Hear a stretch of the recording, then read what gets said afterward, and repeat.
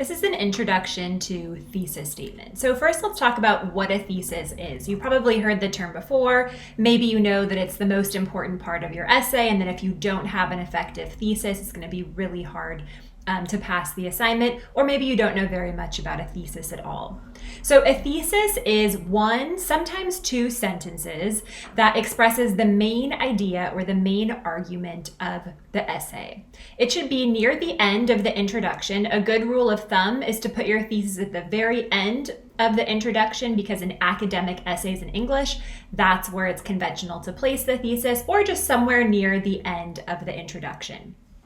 It should be one or two sentences, and it should be a declarative statement. That means it should not be a question. Rhetorical questions can be really effective in your hook or elsewhere in your essay, but your thesis is the place to sound firm, to make a clear but potentially complex argument, and to be firm and assertive. There's no formula for a perfect thesis, but there are some key ingredients that you have to have an effective thesis. So first off, you have to have a topic, but not just any topic. It has to be a limited topic about a narrow subject. So generally, your instructor is going to give you a broad topic, and your job is to narrow it down, to make it more precise.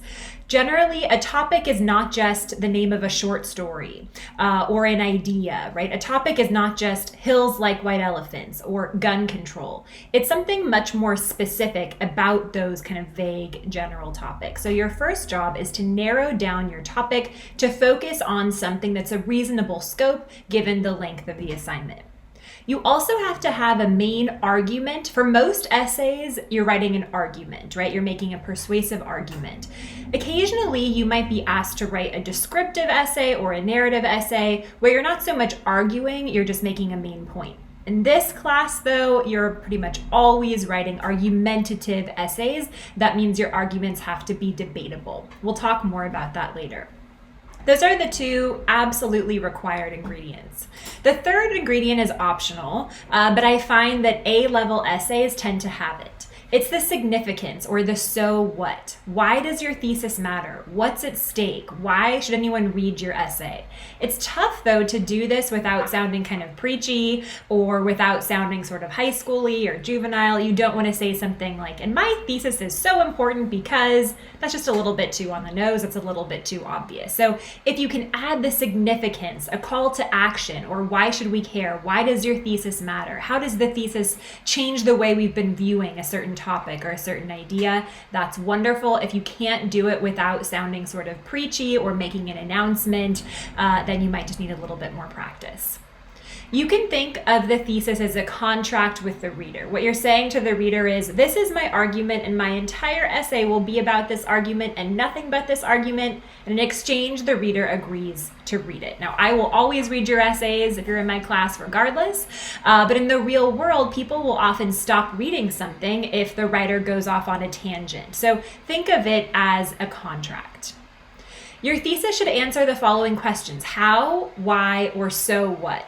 Generally, in college level courses, we're not that interested in just summary, right? We're not writing book reports in college level classes.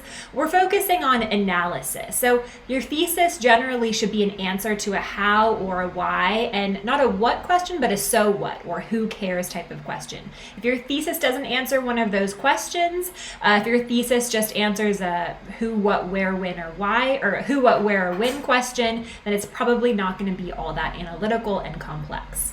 Then what you see below is just the textbook definition of a thesis, a complete sentence that makes an assertion about a limited subject. I already talked about the components, but I'll just list them briefly: a narrow topic, an argument or an opinion, and then the optional component of the significance.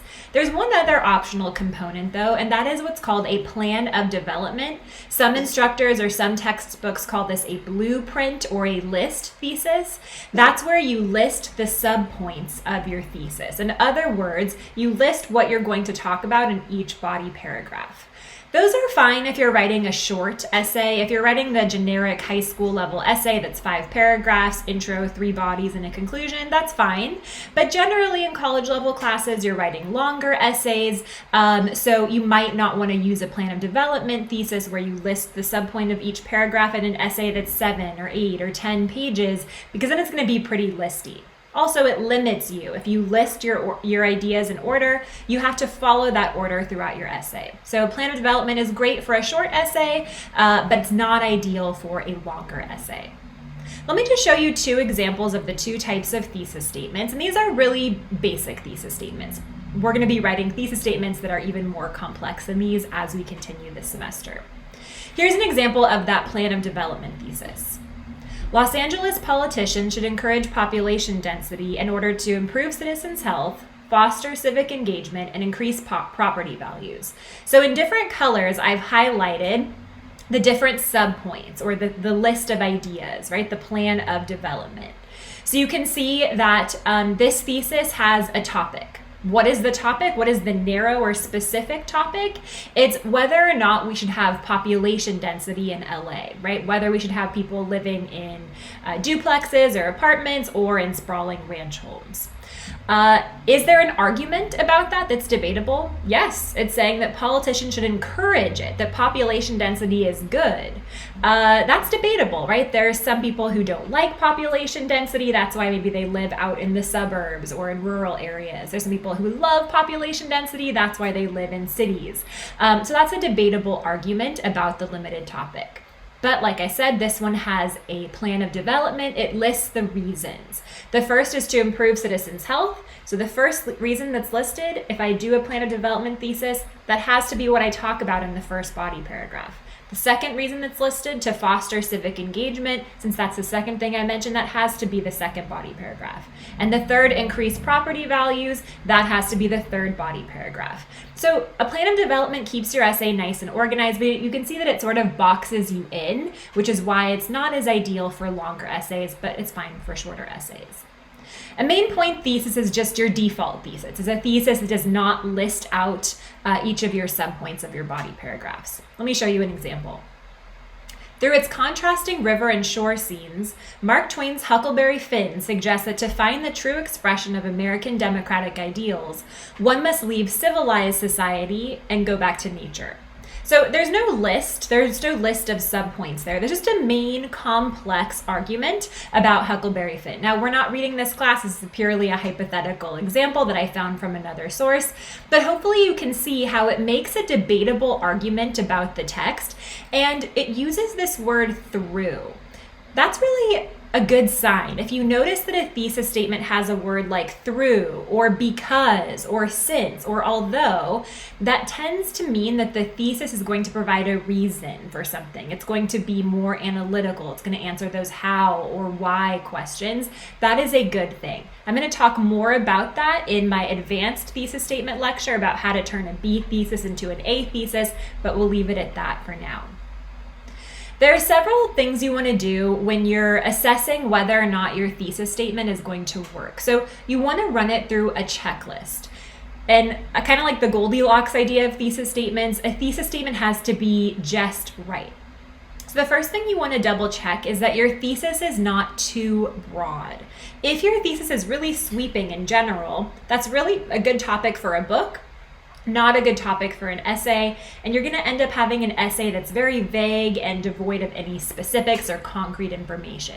So here is a ridiculous, over-the-top example so that you can see what I mean. Throughout human history, people have pondered the cosmos and wondered about alien life. Well, first off, duh, everyone kind of knows that. And also, throughout human history, you can't get much more sweeping and broad than that, right? We're talking about thousands and thousands of years, so that's not going to work. And then people, what people? Cosmos, that just means outer space. Alien life, what kind of alien life? Are we talking about aliens with 3 eyes? Are we talking about microbes on Mars? What are we talking about here? So you can see that every part of this thesis is way too broad. Again, it's over the top, so you can see what I mean. Does everyone agree with it? That's not a good thing. If everyone agrees with your thesis, then why are you writing it? Gun control is a controversial issue in the United States. I think everyone knows that. Unless you've been living under a rock, you know that gun control is controversial. Now, what we should do about it, right? Should we have tighter gun legislation? Should we change magazine capacity rules? Should we allow more access to guns? That is debatable, right? That could be something that not everyone would agree with. But just saying that it's controversial, everyone agrees, there's no point in writing it. Does it make an announcement? So here's the example. Today I want to tell you what the American dream means to me. In academic writing, you don't want to announce what you're doing. I know that can seem really weird because when you're giving a presentation, you do announce what you're doing. You say, today I want to talk about such and such. In academic writing, you don't do it because it's redundant. So get rid of I think, I feel, I believe, I want to tell you, my essay is about. All of that's redundant. I know your essay is about that because I'm reading your essay. So get rid of any of those announcements. You'll see that when I take out the announcement, all I'm left with is the American dream means something to me, which is pretty vague. Is it simply plot summary? So in this class, we're going to be reading a variety of texts. We'll read the novel The Handmaid's Tale. We're not just going to be summarizing the novel. So in Life of Pi, that should be italicized, a boy is stranded on a boat in the Pacific Ocean. You can find that information out from reading the back of a book. That's just summary, right? We're not writing book reports. We're going to be writing more analytical essays. Is it obvious? Income inequality has been an important political issue. Pretty obvious. Very similar to does everyone agree with it? The next pitfall that we don't want to fall into, does it preach? And I have another example from Life of Pi. In Life of Pi, the protagonist is immoral because he practices multiple religions. It's not possible to believe in 3 religions at once. Well, that might be true, and you might believe that, but in academic essays, for English classes at least, we don't want to pass judgments on characters. One, because Pi is a fictional character. We're not reading the text in this class, but just as an example, Pi isn't even a real character. It's not our place. Instead, we want to focus on motivation. We don't want to make preachy statements about characters. Is it undecided or wishy-washy? There are many valid arguments for and against immigration reform. So while I appreciate that this imaginary student is saying there are pros and cons, it makes you seem more reasonable to address pros and cons. And in my next thesis lecture, I'll talk about how you can have a nuanced and kind of complex argument. That's not a bad thing at all. You can agree and disagree with things. This is just way too wishy-washy. I have no idea where the person stands. Ultimately, you still do need to take a stance, even if your stance is complex. Complexity is good, wishy-washy, not so much. Is it a regurgitation of the prompt? So if I look at your thesis statement and I can tell that you basically just took the prompt or what was written down under the essay assignment and just rephrased it back to me, that's not ideal. Now, I like that a lot of students go back and read the prompt several times. That's a good thing. I like it when students take 1 or 2 key words from the prompt, but you can't just turn the prompt around and make the prompt itself your thesis. So for example, if as a thesis you write, there are many similarities and differences between the 2 characters, I bet you can just guess what the prompt was if you take a second. The prompt was compare and contrast these 2 characters. So by saying there are many similarities and differences between the 2 characters, you're just saying, I'm going to compare and contrast 2 characters, which is just the same as the prompt, right? There are many similarities and differences between any 2 people or any 2 objects, right? You could say that about anything. And then finally, is it inauthentic or predictable? Mary Shelley uses vivid metaphors in her amazing novel, Frankenstein. And again, I don't know why these didn't italicize. That's my fault. Frankenstein should be in italics.